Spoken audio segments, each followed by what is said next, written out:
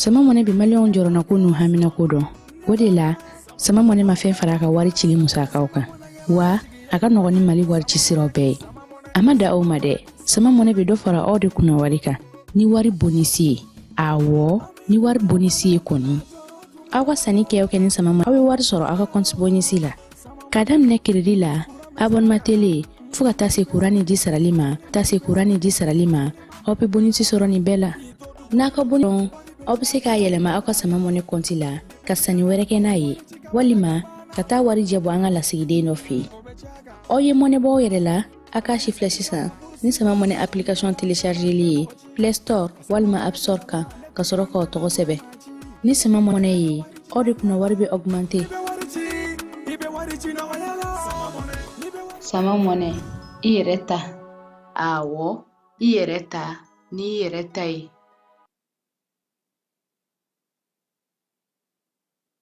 an balimaw a y'a fɔ tare Agri-Sup Bamako min ye sanayɛlɛ kalanso ye sɛnɛ baganmara ale ni jɛgɛmɔ ni vétérinaire k'an ka jamana kɔnɔ a siɲɛ fɔlɔ nin y'o dayɛlɛtɔ ye bamakɔkaw fɛ yen école supérieure privée des sciences et techniques agricoles Sotiba Bamako yan min ye maa min b'a fɛ sa ka kalan kɛ sɛnɛko ta nasira fɛ baganmara jɛgɛmɔ vétérinaire ani sɛnɛ ta sira bɛɛ lajɛlen fɛ i wasa don Agri-Sup la u n'u ka système LMD ni maa min b'a fɛ ka DIT kɛ sa ka ɲɛsin reproduction animale incinération artificielle animale ma i bɛ se ka taa ye minnu fana b'a fɛ ka licence kɛ en médecine vétérinaire olu fana bɛ se ka taa ye min ye DIT reproduction animale ale ni incinération artificielle a min ye novembre kalo tile 10 ye ka taa bila sa fo min ye kalanta olu waatiw la maa minnu mana yen sugandi i kɔni b'a dɔn i bɛ wasa sɔrɔ sabula min ye baganmara jɛgɛmɔ ka taa se vétérinaire baw ma o bɛɛ lajɛlen bɛ kɛ yen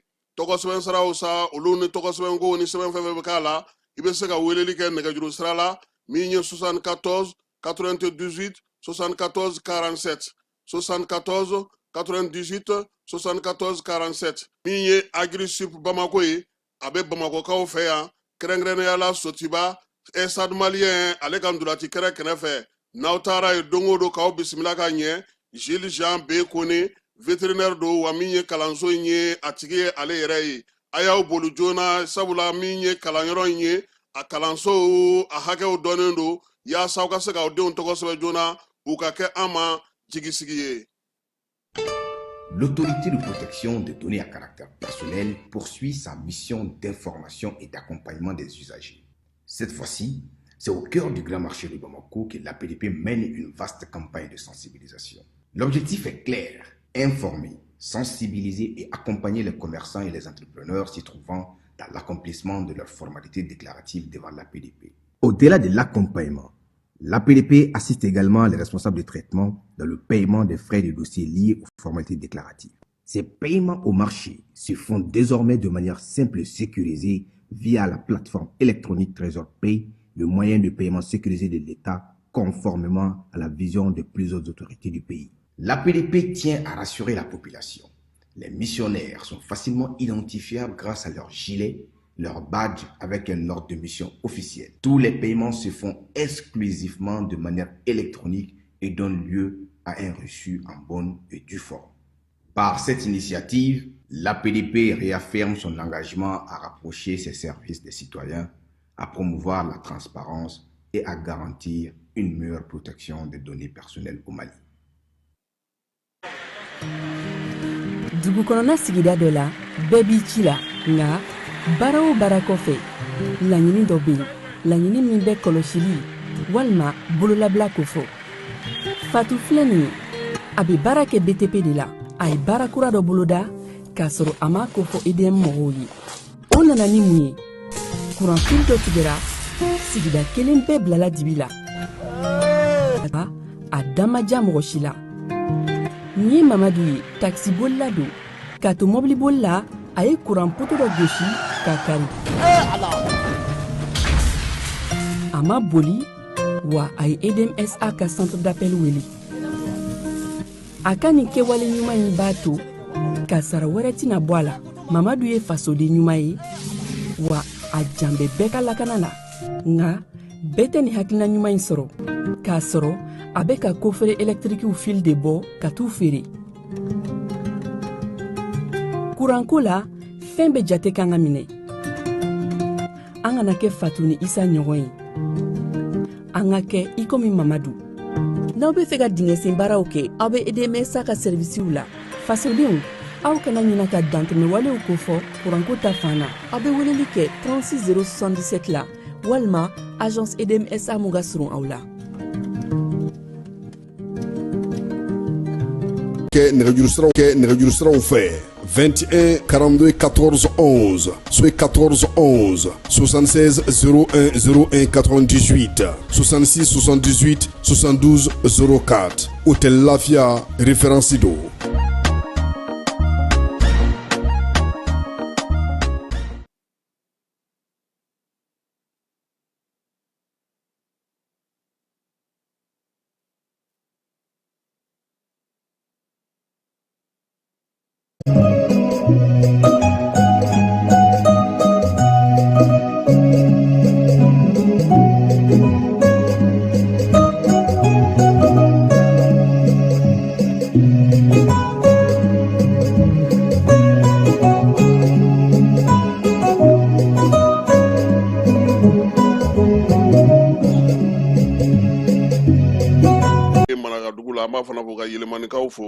Papi si Kulubali k'ale fana fo k'a waleɲuman dɔn kɛrɛnkɛrɛnnenya la bi sɔgɔmada in na Bubakari Jara Buki radio Kiledu k'an ka foli bɛ s'a ma Fala ye sɔgɔmada fɛ kanu o tɛ se ka dilan san n'o tɛ n'i ma se k'a tigi ka foli kɛ a ye Renouveau maaw k'an b'u fana fo min ye marikacɛ daw ye ko ɲɛmaya b'ale bolo nin waati in na kunnafonidila bɛɛ lajɛlen k'u bɛɛ lajɛlen fo k'u waleɲuman dɔn Fala ye sajolakaw fɛ sanubɔyɔrɔ min bɛ yen o baarakɛlaw wulilen don k'u jɔ k'u ka hakɛw ma dafa lakanako ta sanfɛla la wolomasiri tabaw kɔni kɛlen don ka wuli ka jɔ belebelew boloda bi don o don Mali fantan ani sanfɛ Moti ani Kulukoro wuli ka jɔ minnu kɛra an n'an da don la CNJ Mali ni o président ye Sori Ibrahima Sise olu ye donbolo kɛ an ka wolomasiri tabaw ye k'an ye a la bi sɔgɔmada in na APDP bɛ ɲɛnajɛ la Fala ye kunungo tun ye maaw tɔgɔla sɛbɛnw la kɔlɔsili o donba ye APDP ale ye tile fila baara boloda la an na tila k'an da don la Kafu ye ɲangini ta ka ɲɛsin Senegal ni Maroc ma Fala ye CFA wari miliyɔn 164 Senegal entraîneur kan ka o de sara u ka joueur ani Maroc ka joueur Fala ye olu fana ta bɛ taa se fo CFA wari miliyɔn 54 ma o kelen kelen an na tila k'an da don a la k'a ɲɛfɔ farikolo ɲɛnajɛ min bɛ kɛ wolomasiri tabaw ka gun ka Fala ye o ɲɛmaaba ale bɛ taama la an fɛ yan a y'a ɲini an ka ɲɛmaaw fɛ sa Fala min ye Coupe d'Afrique des militaires ye k'an ka sɔn ko ka ɲɛnajɛ in ale bisimila kunungo a ka baaraw kuncɛli la a y'o laɲini kɛ Sadio Kamara fɛ min ye fɛnma futu ye Fala ye maa minnu gɛnna k'u bɛ ka taa bureau kɔnɔ dɛ ɲini ci secrétaire général ma ko ka fu siri o ko in na han aw démissionnera aw tɛ ka bureau bila Fala o kɔrɔ ye mun ye o kɔrɔ k'u bɛ ka balontan baara kɛ hali bi okumu kelen kɔnɔna na sa kɔkan kibaruyaw la kunungo mugukan bɔra Niger pankurujigi kɛnɛ kɛrɛfɛla la Fala ye Algérie ka pankuru min tun bɛ ka bɔ Algérie ka na ale jagoyara ka taa jigi sa min ye k'a faamuya cogo min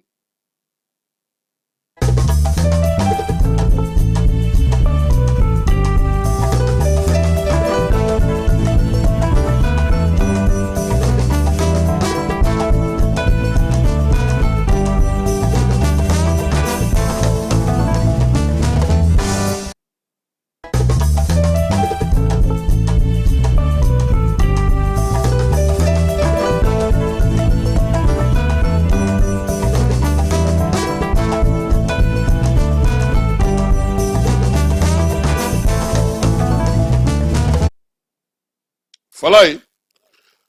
an bɛ bɛɛ fo ka bɛɛ waleɲuman dɔn. An ye layidu di n ko don o don sɔgɔma n'o ye alamisa ye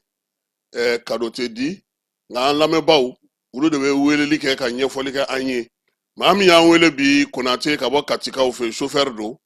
A ko ko Bamakɔ bilama k'a kɛlen don kamanagan ko ye dɛ Falai. Min ye sira ko n'i donna Bamakɔ kɔnɔ ko f'i bɛ fili ko n'a sɔrɔ i donna Bamakɔ yɛrɛ kɔnɔ. A ye min fɔ an ka jɛ ka ale lamɛn. Kasim Traore, salamu alaikum. Demaya, basi, alhamdulillah.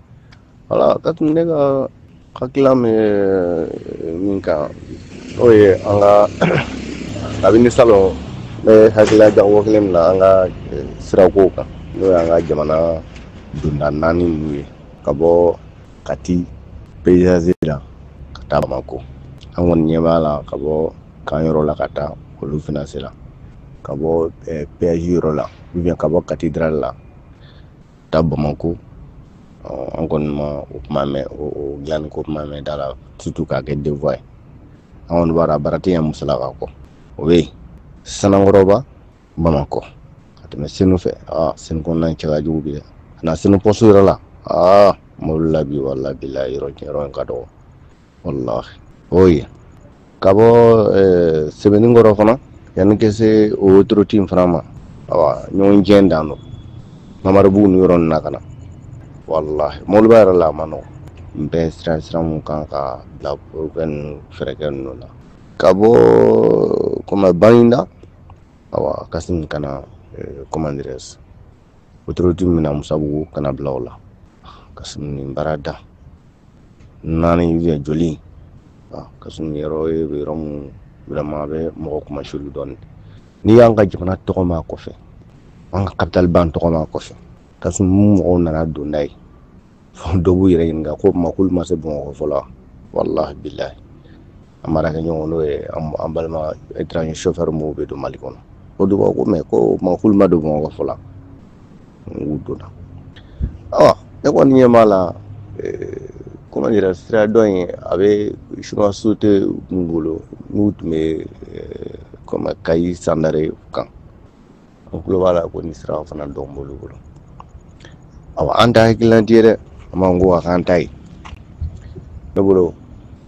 jamana fana m'a fɔ fɛn bɛ jamana ɲɛmɔgɔw kun u bɛ se ka dayirali kɛ an yɛrɛ ka sociétéw la yan.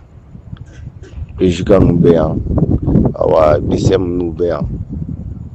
société baba ninnu bɛ yan mun bɛ sira dilan k'an yɛrɛ fɛ yan. Sira problème caman ye sira contrôleur de ye. Ni contrôleur ma don janfa la sira bɛ ɲɛ n'a wari bɔ la n'a wari kala la o de ye sirako problème ye parce que an yɛrɛ société baaraw kan bɛ bɛɛ n'u bolo entreprise kɔnɔ y'a ye problème ba fan o fan sirako la n'i ye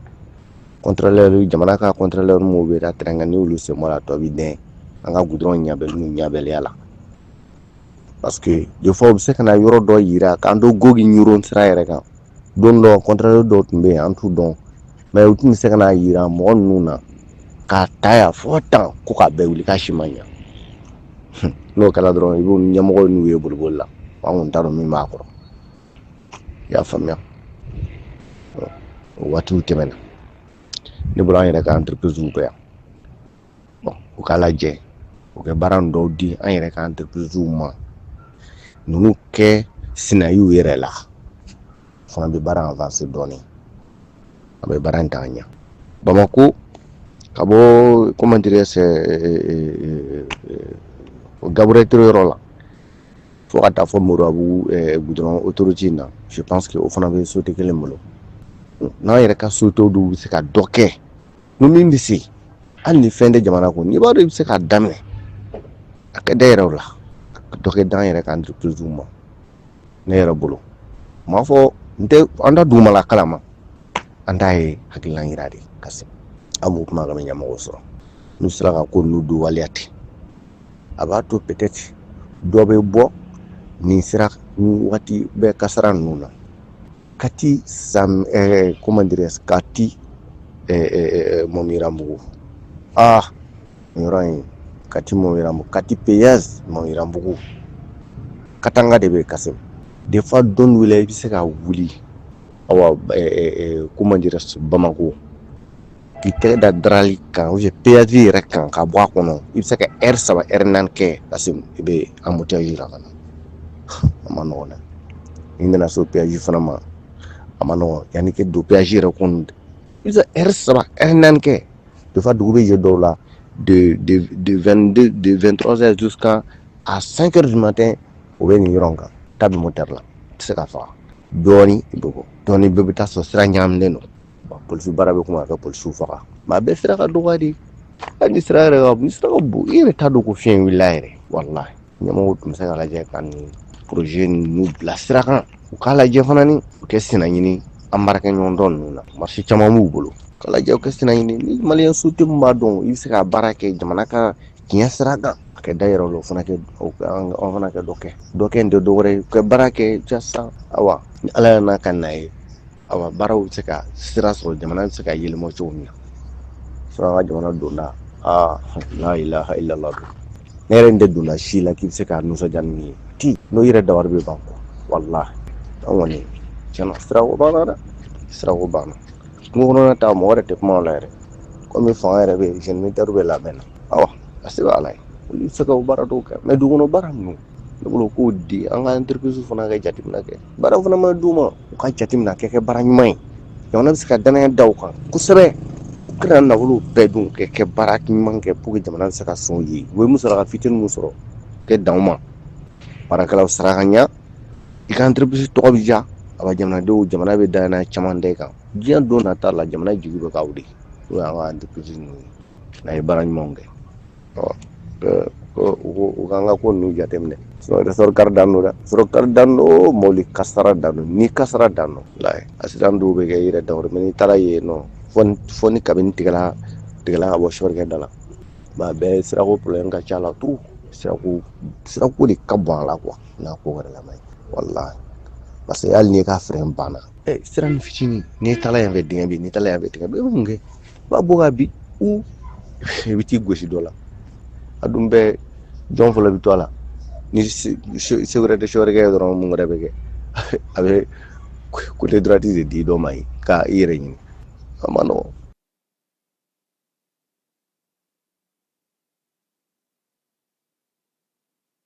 Wala nin ye an balimakɛ chauffeur Kati ye ale ka seli ka kɛ ni sirabako ye an ka jamana kɔnɔna na n'an bɔr'o la sa an bɛ taa min ye wolomasiri tabaw ka daga kɔnɔna na dagatigi n'o ye Baro ye ale kumana nin dɔgɔkun kɔnɔna Baro kɛlɛtigi a y'a yira k'a fɔ baara minnu bɛ senna bi an ka jamana kɔnɔ wolomasiri tabaw ka gun ka baara dara wuli ka bon kosɛbɛ fɛɛrɛ o fɛɛrɛ tigɛra Bamacɔli ni kawalekɛbaw kɛ olu ye kɔkarilan sɔrɔ a bɛɛ lajɛlen na nka sisan u bɛna kɔn u ma de min ye baara ye ka wuli k'u ɲini u bɛ wo kɔnɔ jamana ka bon o ye tiɲɛ ye nka an kɛrɛfɛ jamana dɔw fana bɛ yen a ka laseli la ko olu tɛ ka baara nɔgɔya an bolo cogoya si la sabula maa minnu filɛ nin n'u joginna n'u banana u bɛ taa ka taa furakɛ olu fɛ yen ka segin ka na don an ka jamana kɔnɔ tuguni ka na an kɛlɛ o la sa fɛɛrɛ ni dabali minnu bɛna sigi sen kan don nataw la o ye boli kɔni tɛna se ka dan kɛ cogoya min na wulikajɔw ni baaraw bɛ sen na o la armée ale sanfɛ ani duguma hali kunnasini ko zantigilakaw fɛ yen Bamacɔli kɛba maa 100 ɲɔgɔnna u y'o bɔrɔntɔ wolomasiri tabaw ka ɲɛmaa ka kuma na sa ko kunun ko min ye an ka maaw ye u ye wulikajɔ ni cɛsiri bɛɛ lajɛlen daminɛ fala ye yaasa minɛn minnu bɛ yen n'o ye citerne jeninen ye n'u bɛ sirabaw kan jeni maaw ka se ka taa olu ta ka bɔ yen maanifinw bɛ se ka tɛmɛ cogo min na lafiya kɔnɔna na min ye chef d'état-major ye k'a b'a da bɛɛ lajɛlen tulo kan kunun ko n'o tun ye janvier kalo tile 28 ye an ka pankuru ye wulikajɔ kɛ ni se ale ni baara kɛcogo ɲuman ye sɔgɔmada tile waati u ye gosili kɛ ka ɲɛsin mototigi dɔw ma olu tun bɛ kilomɛtiri 35 ka taa Kulukoro ale kɔrɔnfɛ yan fan fɛ maa tun b'o mobili ninnu moto ninnu cɛla sa olu si kɔni ma bɔ wulikajɔ in senfɛ o tile kelen kɔnɔna n'o ye kununko ye min ye Bamacɔli kɛba moto 30 ɲɔgɔnna fana kun dogolen don yiritu dɔ jukɔrɔla la kilomɛtiri 10 ka taa se Jafara bɛ fanfɛla ma gosili taara ka ɲɛsin olu fana ma u y'a yira sa ko min ye wolomasiri tabaw ka wulikajɔ in senfɛ Bamacɔli ni kawalekɛba maa 15 o de fagara u bololaminɛw k'olu bɛɛ lajɛlen k'o kari baru kɛlɛtigi ko sa k'a bɛ bɛɛ lajɛlen hakili latigɛ dugudenw k'a bila u kunna ko min ye wolomasiri taba ka wuli ka jɔ ni cɛsiri ye maaw n'u bolominɛw lakanali ni min ma fara a ka foyi tɛna bɔ a la min ye armée ye ale bɛ a ka baara la yaasa basigi ani lafiya bɛ se ka na cogo min na segukaw fɛ yen ekɔlidenw ka kalanyɔrɔ min bɛ yen n'o ye mɛtiriw ka kalanso ye olu maaw y'a yira sa k'a fɔ k'olu ye baara jɔ sabula kalo 4 sara o ma di u ma u bɛ baara kɛ ni minɛn min ye n'o ye turuso ye o fana ma sɔrɔ u ko sa olu kɔni tɛna baara ta fiyewu fo n'u ka laɲiniw bɛɛ lajɛlen sabatira taji sɔngɔ 240 a kɛra o ye tomorakaw fɛ tomora ale ye dugu ye min bɛ usubijan cercle kɔnɔna na waleya in kɔni kɛra ntɛnɛndon ɲɛmaw fɛ u y'a yira sa k'a fɔ ko bɛɛ lajɛlen ka o bato Falaye nin yɔrɔ la maa bɛ ɲininkali de kɛ a bɛ feere ninnu fɛ cogo di 240 u b'a la ko sɔngɔ ka labato yan dugu jamana kelen kɔnɔna na yɔrɔ kɔni sɔn Falaye sɔngɔ kɔni kan ka damakɛnya fan bɛɛ fɛ dɛ ni ɲɛmɔgɔw yɛrɛ ko ka nin feere 240 na ye ko min ye marabolo ɲɛmaw ye olu yɛrɛ ko ko mɔgɔw ka sɔn o ma ko yaasa u ka se ka kɛ i bɛ taa sɔrɔ a kun ka ca n'o ye de kɛ o de don a kun ka ca n'o ye de nka n'Ala sɔnna a ma min ye usubijan préfet Falaye an n'a ɲini k'a sɔrɔ ka ɲininkali k'a la nin ko ninnu bɛɛ lajɛlen na maaw bɛ se ka faamuyali kɛ cogo min yaasa degun bɛ ani dugukɔnɔmaw k'olu fana ɲininka kɛrɛnkɛrɛnnenya la u bɛ se ka ɲɛfɔli dɔ k'a ɲɛna cogo min na a ko in na Falaye ale tajiko kelen hukumu kɔnɔna na yuwarukaw kɔni ko fɛn bɛɛ jɔlen don kurun jɔra motɛriw jɔra pinasiw jɔra min ye bamajɔlen jugawale kɛbaw ye k'u t'a fɛ ka maa si ye ji kan ni taji ye i bɛ se ka doni bɛɛ lajɛlen kɔni ta nka taji u ko ayi k'u tɛ sɔn o ma dɛ min ye bamajɔlen kɛbaw ye maa bɛ yen ko n'u ye fɛn ta sa maa minnu b'a fɔ k'u bɛ taa Atara Sunpi Ɲafunge kɔnɔna na ni Moti marabolo la k'u y'a bɛɛ lajɛlen bali pewu maa si tɛ se ka tɛmɛ ni taji ye ka taa fɔ k'i bɛ taa baara kɛ ni a ye an bɛ taa fan fɛ an bɛ sɔrɔ ka na conseil des ministres kɛnɛ kan.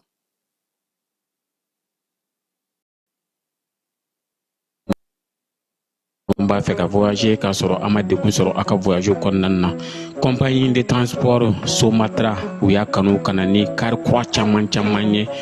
kari minnu dilanna norme kɔnɔna na aw ka lafiya kama a suspension wo a climatisation a siège wo n'i ye kari jɔlen ye foyi tɛ jigin kɔnɔ i bɛ se ka don a kɔnɔna na cogo min na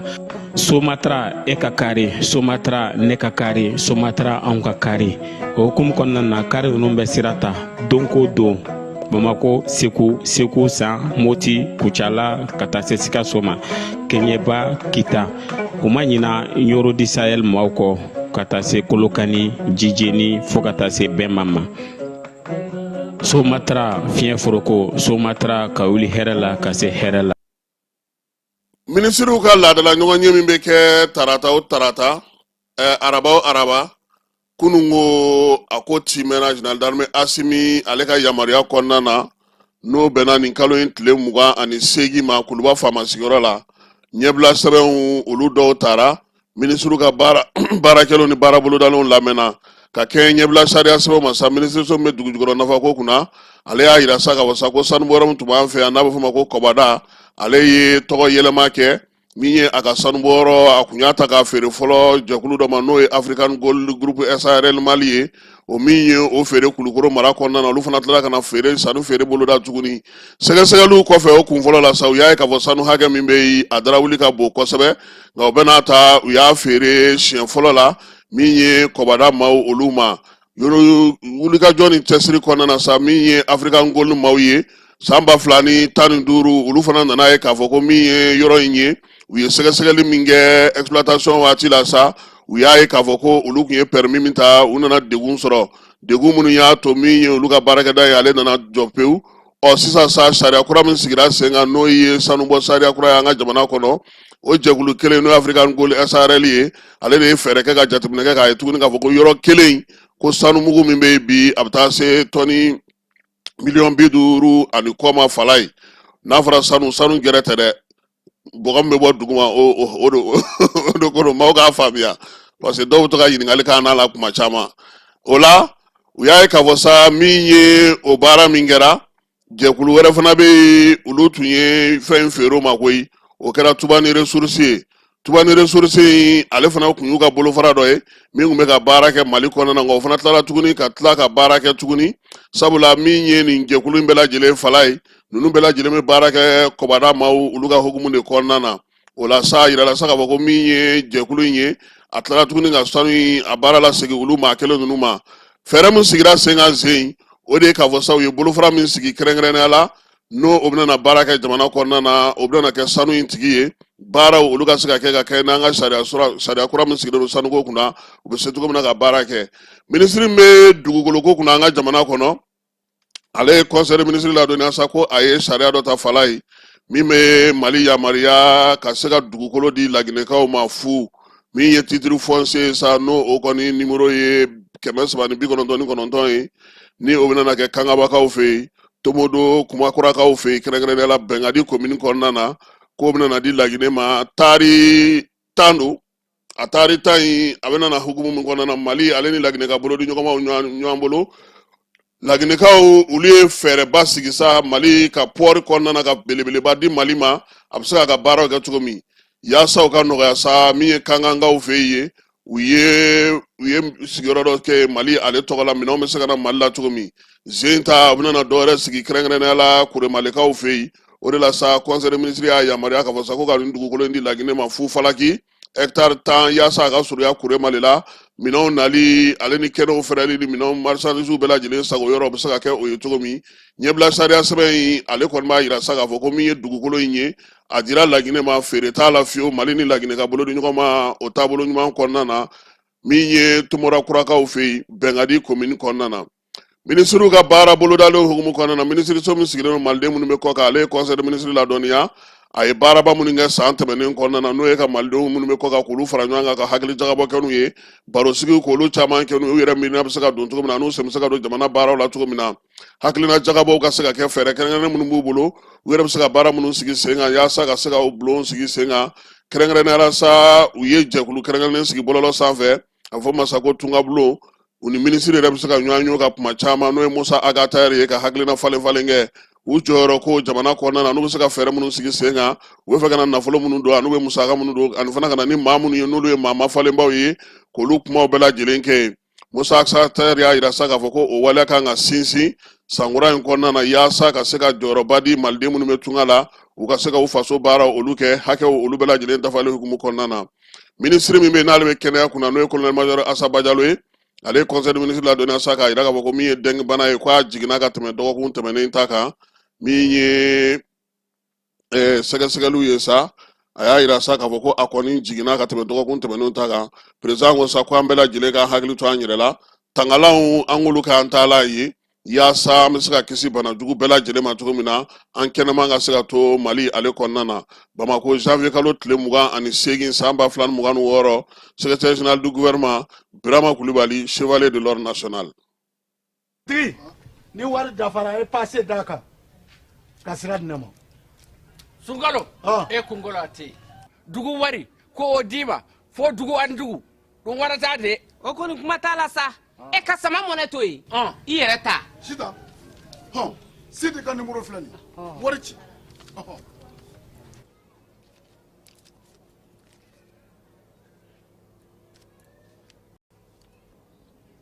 wari sera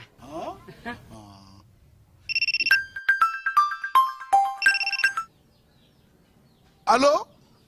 i ye wari sɔrɔ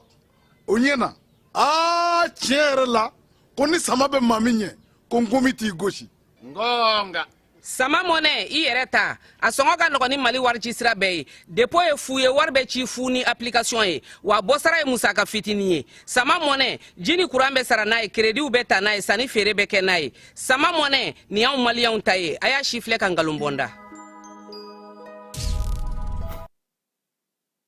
Gao dɔgɔtɔrɔsoba n'o tɔgɔ dalen don Amagu Bumbudura Mulayi, ale dɔgɔtɔrɔso fala ye u fana ye panneau solaire sɔrɔ han, Croix Rouge international ale y'o d'u ma yaasa u ka morgue 2 ani dɔgɔtɔrɔso yɛrɛ bɛ se ka courant sɔrɔ cogo min na san kalo 12 tile su ni tile baara ninnu bɛɛ lajɛlen banna pewu min ye Gawokaw ye. U y'a yira sa k'a fɔ ko nin kɔni bɛna fisaya kosɛbɛ sabula groupe électrogène ale taji sa kun bɛ ɲini ka na dada dɔgɔtɔrɔso wari la ko ye fala ye min ye nɛnɛ fantanbana min fana bɛ yen sɔrɔ fana min ye furakɛli ye sa ni na dɔ bɔ o sɔngɔw la kosɛbɛ dugudenw ka fɔ la yɔrɔ furan belebele ka ɲɛsin faso ka cakɛdaw ma tomiya musojɛkulu y'o baara kɛ ipa tele muso tomiya olu de ko sigi sen ka sa ka furalan ta yɔrɔ o yɔrɔ bɛ yen n'o ye faso ka baarakɛdaw ye k'u bɛɛ lajɛlen jɛya sa k'olu yɔrɔ sanuyalen de cɛ ka ɲi u y'a yira sa k'a fɔ ko nin waleya na to sen na waati ni waati dugu yɔrɔbaw na se ka olu furan matila caman dira min ye Sikaso dɔgɔtɔrɔso ma n'o ye CSRF ye yaasa cogoya min na u bɛ se ka maaw ni na hinɛ n'a ye matila 25 in ale dira kunungo maa min fɛ sa ko ale tɔgɔ kana fɔ baɲumankɛ dɔ don k'a kɛ kun ye sa maaw bɛ se ka lafiya dɔgɔtɔrɔso in kɔnɔ na cogo min na n'o ye Sikaso CSRF ye CSRF ɲɛmaaw kɔni y'u ka bonya ni waleɲumandɔn kɛ maa kofɔlen in ye n'an seginna ka na Bamako an bɛ taa Sabalibugukaw fɛ yen polisiso min bɛ Sabalibugu n'o o ɲɛmaa bɛ commissaire de police Barika Kamara bolo olu ye siganama 2 minɛ nin kalo in tile 21 maa kofɔlen ninnu sa k'u y'u minɛ Bangonilakaw fɛ yen décembre kalo tɛmɛnen fala ye moto kɔni olu ɲɛ tana ye o ye n'u ye o ni gosi k'i bɔ ka moto kan ka taa ni a ye nin bingalikɛla juguman ninnu sa min ye Barika Kamara ka brigade maaw ye olu ye wuli ka jɔ kɛ sa ka sɛgɛsɛgɛli kɛ ka taa ninnu minɛ Sabalibugukaw fɛ yen moto in fɔlɔ yera maa min bolo o ye kase ye u b'ale wele ko zo namara si santa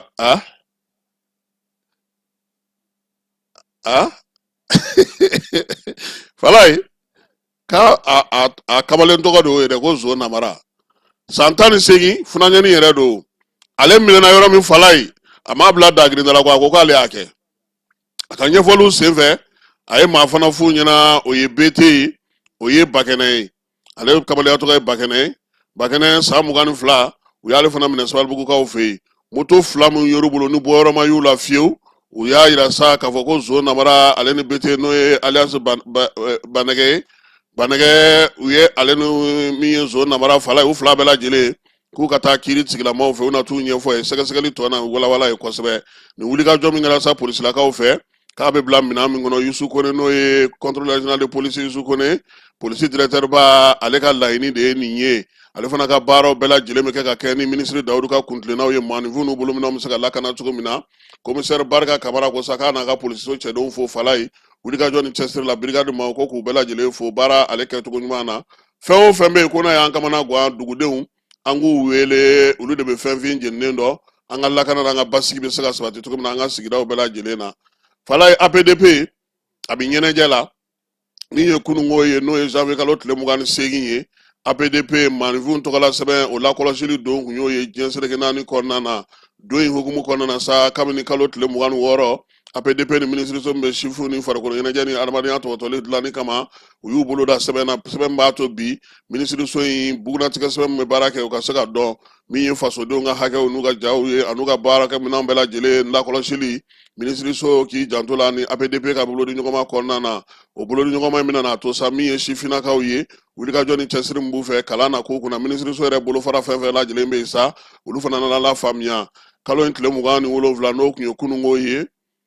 kunasiningo ye APDP ɲɛma ale yɛrɛ bɔra Mali télévision soba la fala ye ka ɲɛfɔli kɛ ko don in a bɛna na ɲɛnɛmaya cogo min na professeur Mamudu Samaseku a ko ko baro sigi belebele bolo dalen don u bolo fala ye université Kurukanfuga la o bɛna na kɛ sini ni Ala sɔnna ma janvier kalo tile 30 maaninfinw tɔgɔla sɛbɛn la kɔlɔsili ale ni sariyatigɛlaw ka hakɛw olu bɛ mun fɔ o la ko ɲɛfɔli baara min na taa kɛ kalandenw ye u k'a dɔn k'a fɔ ko sariya min bɛ yen n'o ye kiiritigɛ sariyaw ye fala ye n'o nɔminɛli bɛ kɛ o la ani adamadenw ka bugunatigɛ sɛbɛnw o gindo ko bɛ cogo di ka se ka o ɲɛfɔ kuma tɛ nin waati min na bi min ye subahana mansinw ye olu bɛ ka sangalama ci APDP ɲɛmaa ko sa ko min ye denmisɛnninnakaw ye fala ye sifinnakaw bɛɛ lajɛlen welelen don o kɛnɛ kan u ka don sa u bɛna n'a kun cɛ ni min ye o de ka APDP yɛrɛ dayɛlɛ maaw bɛɛ lajɛlen ka t'u ka baarakɛyɔrɔ lajɛ fala ye Mamadu Konate kɛrɛfɛla la Kateri Fleuve la u bɛ baara kɛ cogo min bɛɛ ka t'i ɲɛ da baara kɛlen kan ka se ka ɲɛfɔli kɛ maaw ye maaninfinw bɛ se ka faamuyali kɛ cogo min APDP nin ye a ka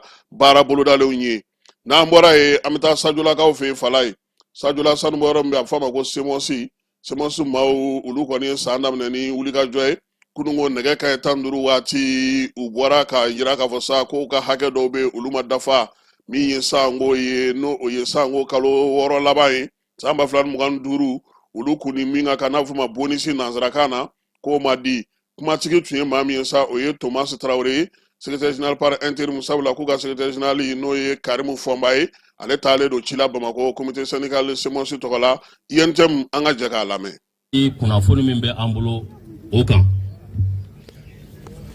yanni an da don la fɔlɔ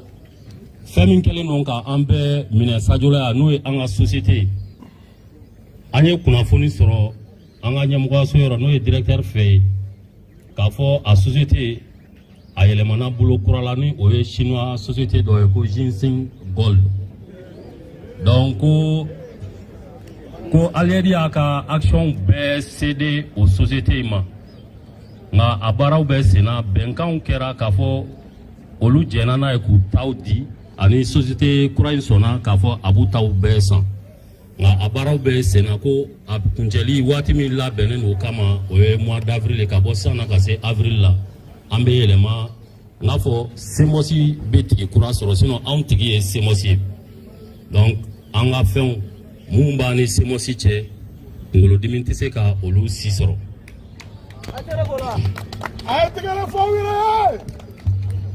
Aya o bɔlen kɔfɛ aw welekunba yɛrɛ ye fɛn min ye n'o o ye bonus deuxième semestre 2025 ye a kuma fɔra aw ye assemblée la k'a fɔ an ni direction kun kan ka sigi présentation na mais o présentation in ma se ka kɛ k'a sababuya kɛ fɛn caman ye donc an seginna ka na ɲininkaliw la ka tugu bɛnkan min bɛ an ni direction cɛ wari in sarali a mana lasumaya cogo o cogo o ye nin janvier kalo in tile 31 ye san min ta bɛ ka sara o san kɔnɔna na donc bi an bɛ yɔrɔ min na kalo sa tɔ tora tile 3 ɲɔgɔn de ye o tile 3 nin kɔnɔ an sera yanni o cɛ ka ɲininkali kɛ direction na an bɛ ka se kalo sa fa ma hali bi an ma wele ka sigi ka fɛn yira an na an ka bɛn o la walima an kana bɛn o la ka da an ka baara kɛlen jaabiw kan yala an ka bonisi aw bɛ yɔrɔ jumɛn na a saraliko la jaabi min bɔra baarakɛlaw jaabi tɛ mun bɛ mɔgɔ rassurer jaabi tɛ mun bɛ mɔgɔ jigiya sigi parce que an filɛ yɔrɔnin min na bi a ma se ka fɔ an ye ko bonisi an b'a baara kan a baara bɛ nin yɔrɔ in de la yanni nin wagati cɛ an bɛ se ka nin kɛ an filɛ yɔrɔ min na bi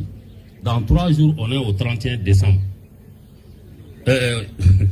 an y'a kɛ to 31 janvier donc o kɔrɔ ye min ye fɔnba ye kuma min fɔ aw ye assemblée tɛmɛnen k'an bɛ 2026 bɛɛ kɛ mankan na an bɛ ala de deli sinon mankan in bɛ daminɛ nin bonisi kan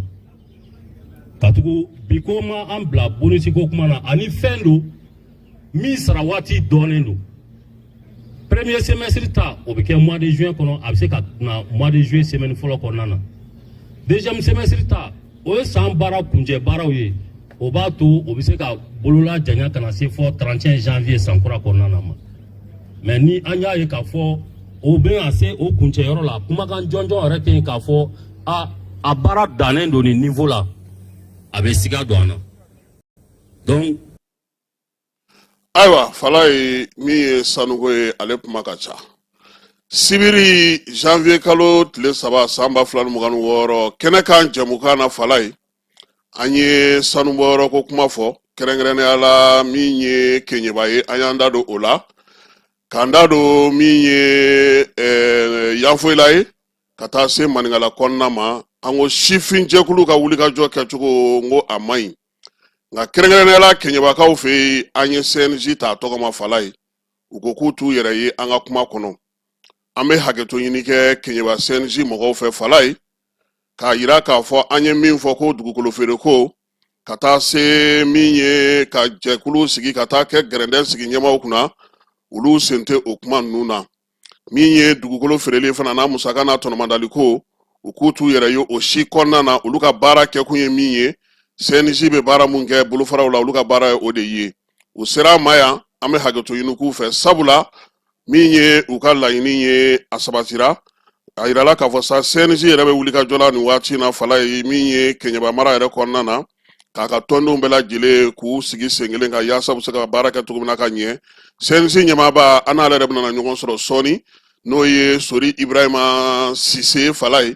ka kɛ ni bonyamasegin min kɛra CNJ bolofara min bɛ Côte d'Ivoire kaw fɛ yen olu y'a yira sa k'a fɔ ko u ye donbolo kɛ Mali wolomasiri tabaw ye baara in nana cogo di CNJ ɲɛmaaba n'o o ye Sori Ibrahima Sise ale ye min sɔrɔ ka fɔ la an ka jɛ ka o lamɛn An b'i fo Kasimi ni baarakɛɲɔgɔn bɛɛ lajɛlen. Mali sifinnaka so n'o ye conseil national de la jeunesse ye. An ka représentant minnu bɛ tunga fɛ n'an b'a fɔ o ma ko diaspora.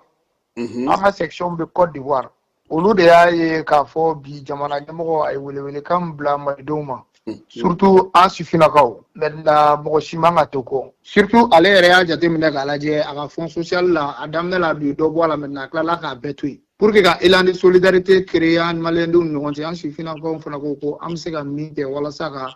a yira mɔgɔw la bi jamanakuntigi in fɔ an b'o ko sira suit. O de kama an tɔɲɔgɔn minnu bɛ Côte d'Ivoire olu farala ɲɔgɔn kan ka wari mobiliser pour que ka na malo di an ka sɔrɔdasi muso minnu taɲana ani minnu fana lujura jamana kisili kama. Ka d'a kan bi an k'an ka tasi bila k'an ka tenitigilakaw bɛɛ lajɛlen ye u bɛ k'u yɛrɛ faga an ka Mali de. Bon n'o bɛ ka kɛ fo an fana k'a dɔn k'a fɔ ko olu kɔ an kan ka hakili t'o la. O kɔnɔna la an tɔɲɔgɔnw u y'a mobiliser ka na ni 200 sacs n'o o ye malo bɔrɔ 200 sacs ye o nana di. Ale ni tulu bitɔn o 200 fana litiri 5 litres bitɔn na olu dira. Walasa ka n'a yira k'a fɔ tenitigilakaw u denw n'u muso minnu bɛ yen k'u cɛ minnu taɲara u ma taɲa gansan malidenw bɛɛ lajɛlen hakili b'u la Mali kɔnɔ ni Mali kɔ kan. O de y'a to an y'o don kɛrɛnkɛrɛnnenya k'o kɛ ka an ka minisiriso ɲɛmɔgɔ fana wele Abdulkasim Ibrahim Fɔnba ale ka na o seereya an ka fɛn militaires ka soba mun bɛ yen mun bɛ u ka dɔn ninnu an b'a fɔ ma ko service social o ɲɛmɔgɔ fana tun bɛ yen nɔ n'o ye colonel Samake ye. C'est pour dire que bɛɛ lajɛlen bɔra walasa ka na o don ɲɛnamaya walasa ka na yira an ka tenitigilakaw la an b'u kɔ. Ayiwa sori yalama denmisɛnninlaka tɔ bɛɛ bɛ wele ka ni ɲɔgɔnna ladege wa? An y'o fɔ an kɛlen bɛ ka wolo bila an ka tɔnden bɛɛ lajɛlen ma minnu bɛ Mali kɔnɔ ani minnu bɛ kɔ kan bɛɛ lajɛlen k'i jeni yɔrɔ fin walasa an bɛ se ka an ka tenitigilakaw ka yir'u la k'a fɔ su ni tile olu bɛ k'u yɛrɛ di anw de ye an fana k'an yɛrɛ di o bɛ se ka kɛ dɛmɛ ye cogo o cogo la bɛɛ lajɛlen k'a kɛ. Je pense que Côte d'Ivoire ta kɔfɛ jamana tɔ ninnu fana bɛ yen nɔ bɛɛ bɛ na réagir pour que ka se ka u ka dɛmɛ lase an ka tenitigilakaw ma n'an ka jamana ma. An bɛ foli di Mali denmisɛnninw bɛɛ lajɛlen ma an tɛ sɛgɛn k'o fɔ ka d'a kan bi u ye baara mun kɛ bɛɛ y'a ye jamanadenya ko de don tile kelen ko tɛ jamana ɲɛmɔgɔ y'a fɔ souveraineté kɛlɛ tile kelen tɛ don o don kɛlɛ de don. U ye baara mun kɛ an ye maa dɔ wele an y'u wele ka jɔnjɔn dɔ d'u ma walasa k'a f'u ye baara mun don baara daminɛ de don a kan ka kɛ badabada de k'a fɔ don o don on reste vigilant fɛn fɛn de bɛ yen n'o bɛ jamana kun kan o bɛna sinsin an ka jamana ma anw jɔlen don o ko kɔrɔ ni ko jugu don an jɔlen don a kɔrɔ ni ko ɲuman don an b'an ka jamana ɲɛmɔgɔw dɛmɛ fana walasa o ko ɲuman a bɛ se ka yɛlɛma ka taa maliden bɛɛ lajɛlen ka tɔnɔ sɔrɔ mais maa o maa mana bɔ k'i bɛna ɲagata se an ka Mali ma an denmisɛnninnakaw jɔlen don o kɔrɔ walasa k'an ka jamana défend k'an ka jamana ɲɛmɔgɔw défend. Sori Ibrahim Cissé CNJ président b'a fala ye ni mun y'ale ka laseli ye CNJ ale ka wulikajɔ n'a ka cɛsiri kɔnɔna na station ko fana na n b'a dɔn k'a fɔ u ye baara dɔ k'o la dɛ taji ko ta nasira la n'an bɔra ye fala ye diɲɛ seleke naani jɛkulu min bɛ yen n'o ye global power maaw ye power maaw ye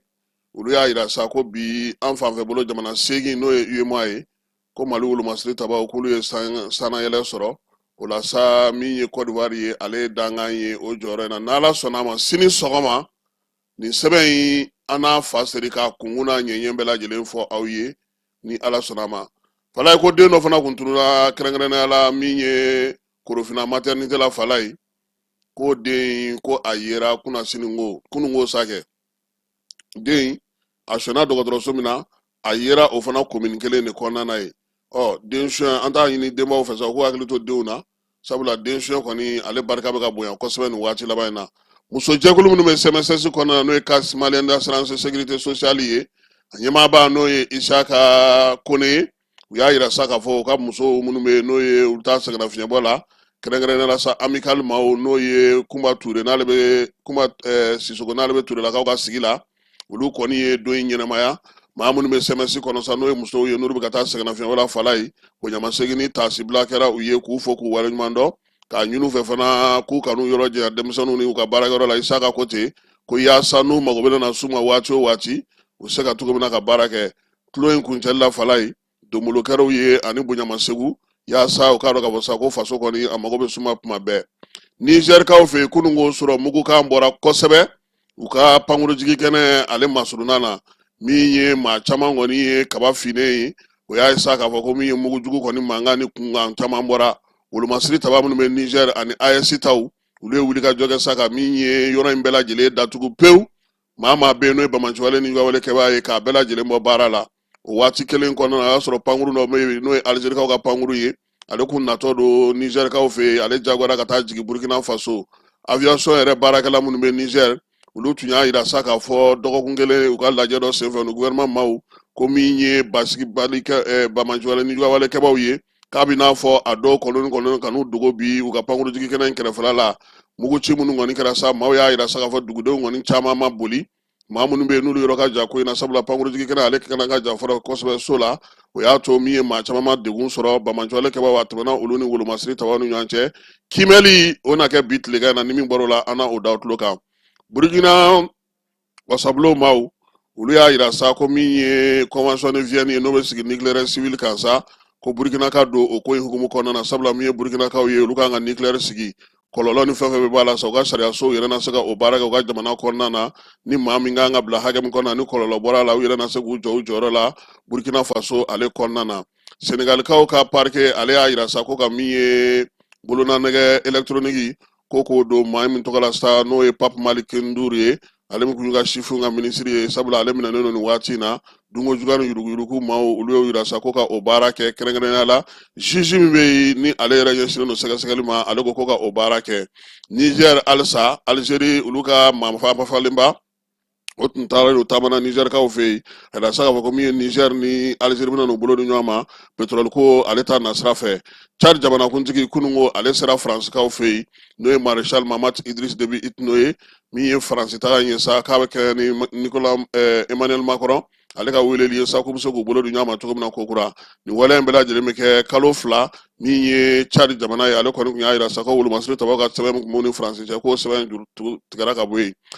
Gilbert Otiko Lumumba n'o ye Patrice Emery Lumumba denkɛ ye ale ka kalifa minɛ a la kunungo Kinshasakaw fɛ yen a bangena san 1985 san architecte kun don min ye politiki baara a kun b'olu kɛ wasabulon kɔnɔ a ye baara kɛ o kɔnɔna na a ka janajaw ko olu nafɔ don nataw la Mozambique kɔni ale ɲɛsinnen don min ye fiɲɛkolon ni jiw min ye sanjiw caman ma k'u ka dugu bɛɛ lajɛlen fa ji la pewu maa 122 o de fatura maa 80 ɲɔgɔnna olu y'u sigiyɔrɔ bila min ye gwa min bɛ bi n'o ye gwa 680 ye so tɛ olu si bolo n'u ye dugu ni dugu kɛrɛfɛlaw caman bɛ bi olu bɛɛ lajɛlen walankatara ka tiɲɛ ji ale fɛ Indikaw y'a jira sa k'a fɔ k'olu bɛ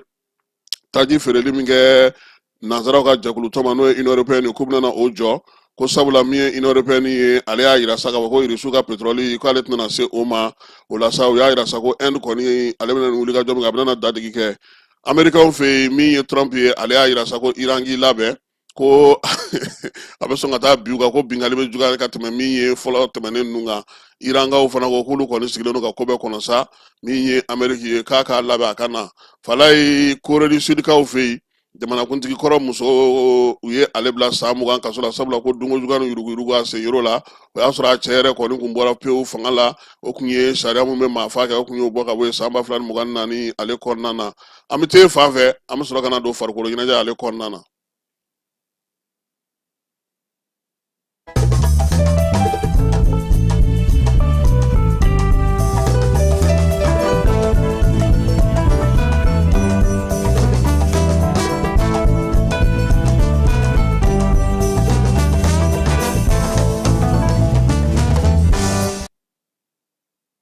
Fala ye Mali fédération min ye janvier kalo tile 10 ye maa 10 a comité exécutif la olu ye walan sɛmɛ o kɔfɛ min ye janvier kalo tile 15 ye maa tɔw ni président yɛrɛ n'o ye Mamutu Ture Bavier ye olu fana ye walan sɛmɛ nka ko a bana ta halisa maaw bɛ fédération na fala ye vice président k'olu tilenyɔrɔ ye u ka bureau kɔnɔnaw ye assemblée fédération siège la su ni tile k'u bɛ yen k'a sɔrɔ o dun ye walan sɛbɛn o kɔrɔ k'u kan ka taa u ka minɛnw de cɛ ka bɔ yen pewu o la sa minisiri min bɛ farikolo ɲɛnajɛ kunna n'o ye Abdul Kasim Ibrahim Fɔnba ye ale ye bataki kɛ k'o ci fédération secrétaire général ma ni ne bɛ maa gɔ ye kamananaw fala ye a kun fɔra ko secrétaire général ko papier t'ale la ale bɛ ka baara kɛ ni daluya jumɛn ye sa maa kan ka o yɛrɛ ɲininkali kɛ ko ministre papier te secrétaire général ma ko maa minnu bɛ ka taa nin tagali kɛ fala ye k'u k'u yɔrɔ ma janya yɔrɔ in na o la min ye maa caman ye ani tɔn caman olu dabali bannen don sabula waleya dɔw bɛ ka kɛ bi fala a bɛ n'a fɔ maa minnu bɛ yen n'olu ye walan sɛmɛ u bɛ ka kuntilennaw di wa u bɛ ka min ye miirinaw ta k'a fɔ secrétaire général ye a ka baara kɛ n'o kɛcogo ye o sigana kɔni bɔra maa caman na min ye Mustafa Mayiga ye n'ale ye Seguridigi président ye Muta a ko ko ale ye nin kuma in fɔ a mɛnna a y'a yira k'a fɔ ko min ye fédération maakɔrɔw ye ko su ni tile k'u bɛ taa fédération kɔnɔ waleyaw bɛ yen u bɛ k'olu kɛ min ye ko ye u bɛ k'olu kɛ k'a bisibasalen don kosɛbɛ min ye ale yɛrɛ kɔni bolo u ka taa walan sɛbɛnnen kɔfɛ ka taa yen ko sariya sɔsɔ don bi sariya sɔsɔ don sini minisiri ka bataki min cilen filɛ nin secrétaire général ma ko yalama ko bɛna na labato wa min ye Mustafa Mayiga ye Muta a ko k'a sigana bɛ ale la sariya dɔnnaw ni sariya lakɔlɔsilaw ko falaye Mali fédération a cilen kɔfɛ bi min ye FIFA ka lɛtiri kɔnɔni ko kuma min bɛ sen na ko yan'o cɛ ministre des sports kan ka maaw fara ɲɔgɔn kan yan labɛnw ka kɛ n'o y'a sɔrɔ yɛlɛmali min ɲininen don bɛɛ lajɛlen fɛ n'o de bɛna na kɛ walima ni FIFA bɛna na min fɔ n'o de bɛna na kɛ ko minisiri k'a dɔn k'a fɔ ko min ye maaw kan ka wele minnu b'u ka wari don balontan na centre bɛ minnu bolo minnu ye délégué ye minnu yamaruyalen don falaye u ka kɔn ka bɛn fɛn dɔ kan k'o labɛn tiɲɛ don FIFA b'a ta fɔ nka an fana kan ka se k'an ka jamana sariya n'an ka jamana taabolo n'an ka jamana tiɲɛ k'o fana f'u ye min da ka di an na bi k'u tɛna se ka ban o ma ko sabula kabini min ye Baviye ka sigiliko filanan waati falaye assemblée générale don maa minnu cira ka na FIFA tɔgɔ la u tun b'a dɔn ko Baviye bɛ kaso la k'u y'an ka maaw ɲininka yalama aw jɛra n'a ye nin baara in ka kɛ wa ko an ka maaw ko k'u jɛra n'a ye falaye ko n'o tɛ ko FIFA t'a jagoya maa si kan ka maa to kaso la k'a fɔ k'a bɛna ɲɛ tugun nka ni jamana ko ko k'a kɛ ko a bɛ kɛ bi ko yan'an ka bi dingɛ wɛrɛ kɔnɔ maliyɛn fanba balontanko la u bɛ fɛ a bɛɛ de ka falen minisiri ka maaw wele a n'u ka kuma u ka bɔ dibi la yaasa baara in bɛɛ lajɛlen bɛ min nɔfɛ u bɛ se ka sigi sen kelen kan cogo min ne yɛrɛ bolo falaye o de cɛ ka ɲi yanni FIFA kana k'a fɔ a y'a kɛ tan a y'a fɔ FIFA yɛrɛ ɲɛna anw ta in bɛ cogo min dɛ an ka segin nin kan sabula sariya minnu filɛ nin falaye ko kuma ka ca i m'a ye a fɔra ko secrétaire général ko papier t'a la a bɛ ka baara kɛ bon o bɛ mɔgɔ bila k'i yɛrɛ ɲininka dɔw fana ko papier b'a la ko parce que ko minnu démissionnera o vice président ko ye papier dɔ signé ka d'a ma bon don min donna a welela a fɔra bɛɛ ɲɛna ko papier t'a la sisan ko ministre bɛ ka papier ci o secrétaire général kelen ma o de bɛ ka balontan ko bɛɛ ɲɛnabɔ compétition africaine minnu bɛ ka kɛ peut-être que a sokɔnɔna ko ɲɛnawali de don sinon u yɛrɛ ye min fɔ sariya sira kɔni o bilara nka min ka ɲi nin bɛɛ la maaw ka wele k'u ka sigi u ka lamɛn taabolo min bɛ yen kuntilenna min bɛ yen an ka bɔ dibi na an k'a da kɛnɛ ka bɛɛ ka kuma bɛɛ fɛ nka n'i y'a dɔwɛrɛ tɛ o bɛɛ bɛ fɛ ka don fédération in de kɔnɔ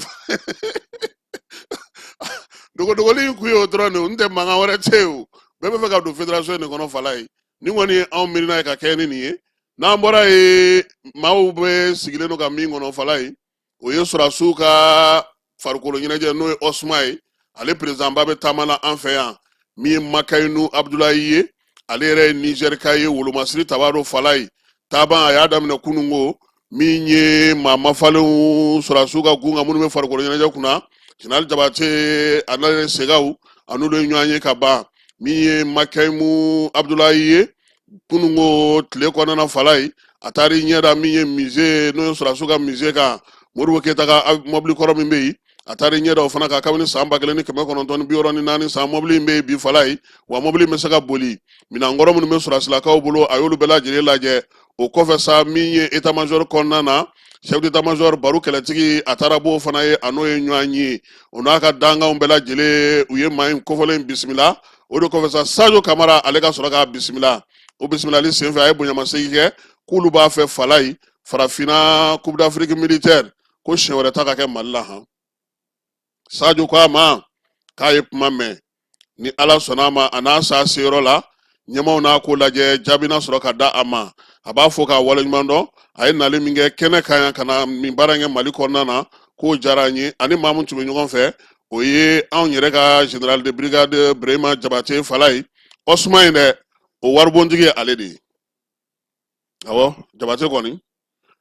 min ye colonel Sega Sissogo ye ale fana tun bɛ kɛnɛ kan i b'a dɔn k'a fɔ ko min ye farikolo ɲɛnajɛ fɛn fɛn bɛ yen bi sɔrɔdasiw ka gun kan olu de bɛ yen ninnu maa fila bɛ maaw la maa minnu démissionné ka bɔ fédération na han i m'a lisé de i hakili b'a la donc farikolo ɲɛnajɛ k'an k'an labɛn coupe d'Afrique des militaires nin t'a siɲɛ fɔlɔ ka kɛ yan han a delila ka kɛ yan Egypte y'an baati final la ka taa ni coupe ye a kɛra ATT tile la zen tuguni coupe nana k'an ka se ka don a ko la Falaye kafu a ye ɲangini kɛ han a y'a ka bere kun jigi ka min ye Senegal ni Maroc k'u bɛɛ lajɛlen dasi waleya min kɛra final la Falaye ko n'o y'a sɔrɔ Senegal ka coupe tɛna minɛ a la min ye kafu maaw ye u y'a yira sa k'a fɔ ko waleya kɔni mun kɛra Senegal ni Maroc fédération fɛ Falaye k'a tɛ ballontan kunna wolo Pape Thiaw n'ale ye Senegalikaw ka dege karamɔgɔ ye i y'a fɔ cogo min na o don han dolatan 5 a sen tɛna y'o la dollar wari 20,000 a kan ka o sara 100,000 100,000 dollar de do olu ta n'an da kale cogo tɛ kelen 100,000 francs ayiwa Falaye min ye Elimane Ndiaye ye ani Ismaïla Sarr ko dolatan 2 ko olu sen tɛna y'o la Senegal fɛ entraîneur ta ye dolatan 5 ye Senegal fédération ale kan ka taa sasa min ye $300,000 ale kan ka o de sara kɛrɛnkɛrɛnnenya la a n'a ka supporters ka waleya cɛjugu min kɛra Maroc ta fanfɛla la sisan u y'a yira sa ko min ye Maroc ye ale tun ye laɲini kɛ ko ka coupe minɛ Senegal la han Falaye ko laɲini kafu ko k'o tɛ se ka sinsin wa ko Marocains Falaye k'u fana ye waleya kɛ min ma bɛn VAR sigilen don yɔrɔ min ko Maroc ndolatilaw taara firi yen nka i ko didenw o la sa u ka joueur min bɛ yen n'o ye Ismaïla Sabari ye ko ndolatan 3 ale sen tɛna y'o la ale fana na 100,000 sara dollar wari la ka di FIFA ma ka kɛ ni a ka waleya cɛjugu ye min ta ka ɲɛsin Senegalikaw ka joli kɔlɔsiba ma n'o ye Mendy ye Achraf Hakimi ndolatan 2 nka 1 bɛ yen o bɛ sigana kɔnɔna na o taara ka ɲɛsin ale ma Maroc farikolo ɲɛnajɛ tɔn ale kɔni ta bere gosira ale kun Falaye ko sabula ko min ye laɲini kun kɛra ale fɛ kuma jan a ka ramasseur de balles n'a yɛrɛ u ye ko caman kɛ min ye $415,000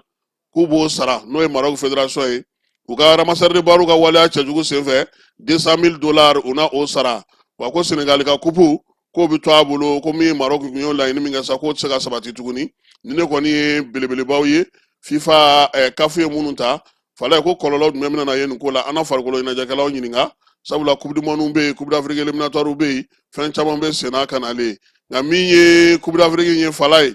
ko a kɛra mɔnɔbɔba ye kafu bolo han sabula ko n'i ye ko in ta k'a jate minɛ ko kafu yɛrɛ yan'o yɛrɛ cɛ fɔlɔ ko kafu ye laɲini min kɛ tancogo la Falaye ka ɲangini min ta n'a ma diya Maroc ye n'a ma bɛn Senegal ma tribunal administratif de sport n'o ye TAS ye u fila bɛɛ lajɛlen bɛ se ka taa yen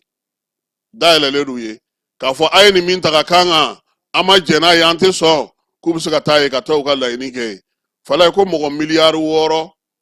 o de ye bɔlɔlɔ sira fɛ o de ye kafu ka coupe d'Afrique tɛmɛnen lajɛ diɲɛ fan 14 wa ko tɔnɔkan tɔnɔ tɛ bɔ foyi fɛ kafu fɛ ko sabula ko kafu ka jan foyi tɛ taa fu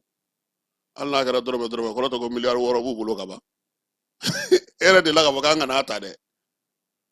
u ka jate ta han ayiwa ni na dan sigi sɔgɔmada in na ta la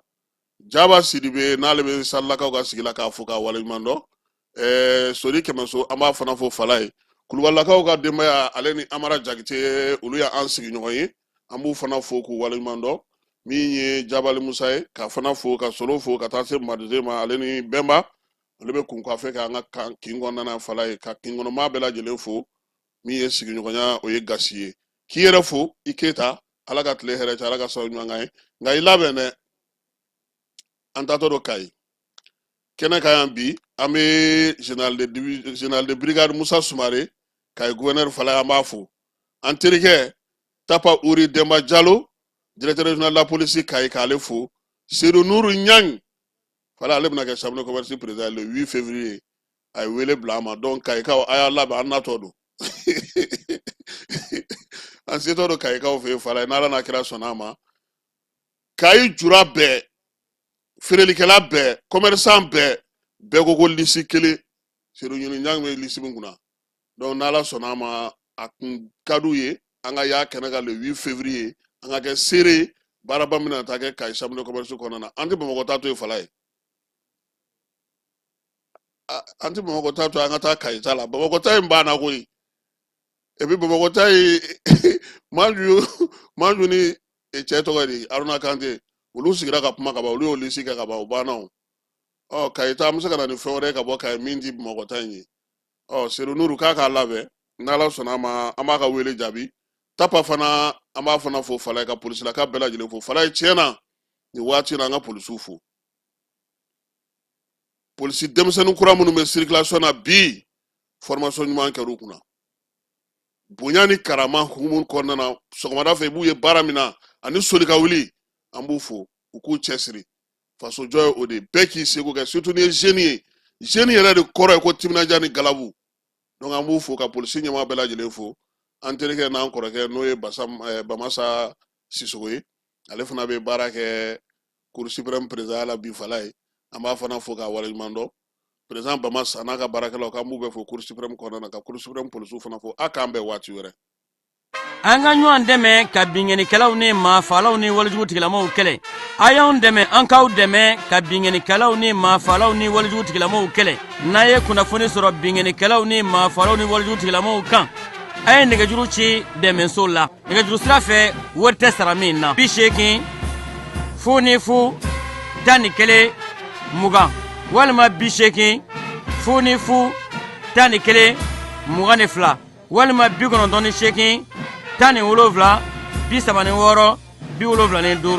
n ko 98 17 36